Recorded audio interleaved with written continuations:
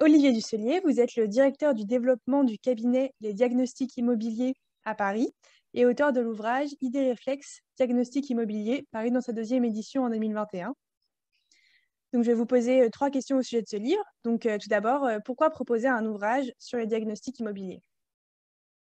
Un ouvrage sur les diagnostics immobiliers, l'idée est venue justement en parlant avec votre maison d'édition, c'est que nous avions énormément d'appels de la part de professionnels comme de particuliers et de notaires qui n'arrivent pas à les interpréter. On retrouve souvent les mêmes anomalies, c'est pour ça qu'on les a mis spécifiquement dans l'ouvrage, qui est vraiment pratique puisqu'il est de poche et ça permet de l'avoir tout le temps en permanence, et sur soi, notamment pour les professionnels de l'immobilier qui en sont friands.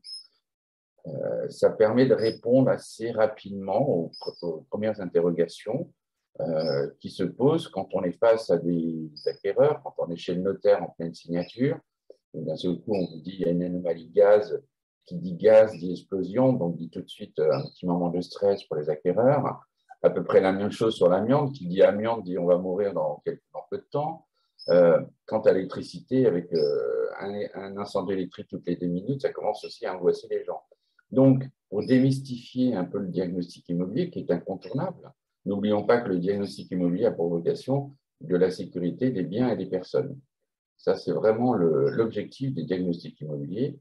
Et ça permet aussi d'éviter une certaine confusion, notamment sur les systèmes électriques. On ne parle pas de la mise aux normes, ça n'a rien à voir avec la norme, mais on parle de la sécurité de l'installation. Très bien. Merci pour votre réponse. Donc, la deuxième question est la suivante.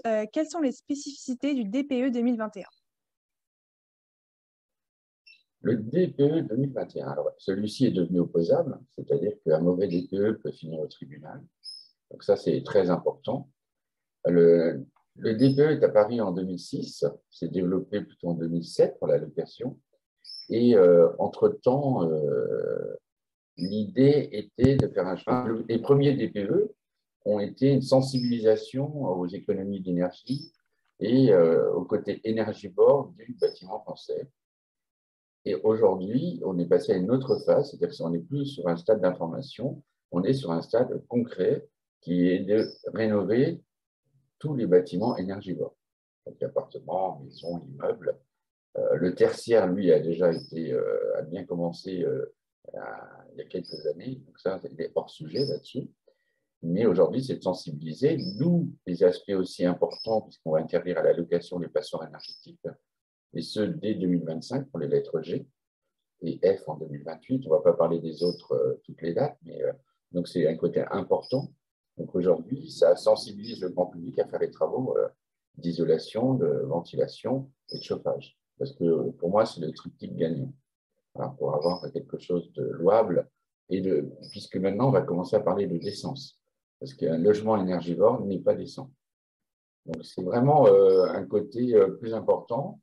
Et vis-à-vis de l'ancien DPE, c'est le DPE en fonction de toutes les données d'entrée qui va permettre de déterminer la lettre et non plus l'ancienne version qui était pour les immeubles anciens, des remises de factures qui n'étaient pas appropriées puisque vous pouvez avoir les factures de consommation ne permettaient pas d'avoir une visibilité sur la qualité de l'immeuble.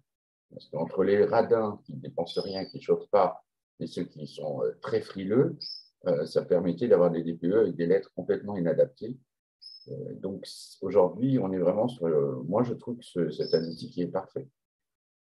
Très bien, merci. Et enfin, dernière question, comment est conçu le dépliant? Alors, le dépliant, il est conçu de manière à aborder toutes les thématiques du diagnostic aujourd'hui, qui est important. Il ne faut pas oublier qu'en tout, il y a 8 thématiques. D'abord, il y a aussi un tableau qui permet de déterminer un petit récap qui permet de déterminer le nombre de diagnostics que vous devez réaliser en fonction de l'année de construction de votre bien, du type de bien. Donc là, pour le coup, là, on reprend à la fois les appartements, les maisons et les locaux commerciaux, des petites évolutions. Après, on va évidemment parler de l'amiante, qui est quand même un souci majeur. L'amiante, on a à peu près 20-30 000 morts par an. Le diagnostic gaz. Moi, j'aime bien annoncer la couleur sur pourquoi on fait ce type Diagnostic gaz, hein, rien qu'à Paris, on a 10 000 interventions de gaz par an, quand même, ce n'est pas négligeable. Le diagnostic électrique, hein, comme je l'ai dit précédemment, on a un incendie toutes les 2 minutes. Donc on comprend un peu quand on cite ça, pourquoi je ne veux pas être anxiogène, mais j'explique pourquoi on fait ce type de diagnostic. Les termites, bah oui, parce que les termites, ça met en péril même la structure même de l'immeuble. On a quelques immeubles qui s'effondrent par an. N'oublions pas que les Haussmanniens ont souvent les planchers et plafonds en bois. Hein, donc, si les termites s'y mettent, la structure même de l'immeuble peut ne pas y résister. Le plomb, parce que le plomb dans les peintures, c'est quand même quelque chose d'incontournable, qui va s'étendre. Aujourd'hui, on est sur les immeubles d'avant 49, mais on commence à penser que jusqu'aux années 80, donc dans les années 78-79, on en mettait encore dans les peintures. Et là, aujourd'hui, on a autour de 80 000 enfants qui ont des problèmes qui sont handicapés mentaux. Donc, c'est vraiment quelque chose d'important. On verra peut-être dans l'avenir si on aura aussi la réponse sur Alzheimer, puisque ça attaque vraiment le cerveau. Le DPE, évidemment, là, on vient d'en parler, donc on ne va pas revenir dessus. L'attestation de superficie, là, la loi Carrez ou loi Boutin, ben, c'est aussi un des points importants parce que c'est ça qui détermine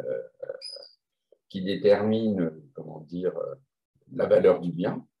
Mais ce qui va changer avec cette nouvelle loi, c'est que la valeur du bien va être déterminée par la Carrez et le DPE, puisque les DPE, on commence à voir les prémices des baisses de prix. Voilà. Et puis le dernier, qu'on n'a pas mis dedans, mais qui est un document administratif qui s'appelle l'ERP, l'état des risques et de pollution. Donc là, ça me permet de savoir si le bien est en zone inondable, en zone sismique. Voilà. Mais ça, c'est un document administratif qu'on va chercher sur des bases de données d'État. Voilà. Donc en substance, on reprend toutes ces thématiques. On a repris aussi également la plupart des anomalies rencontrées, c'est-à-dire les plus fréquentes, ce qui permet d'apporter une réponse rapidement, justement, ce qu'on a dit aussi précédemment chez le notaire ou face à des acquéreurs. Donc, c'est vraiment l'objectif de ce dépliant de poche, la volonté de faire un outil à la fois pratique, ludique et pas anxiogène. Très bien, merci beaucoup pour vos réponses, Olivier Dusselier. Je rappelle donc que l'idée réflexe diagnostic immobilier 2e édition est disponible sur notre boutique en ligne à l'adresse arnaudfranel.com.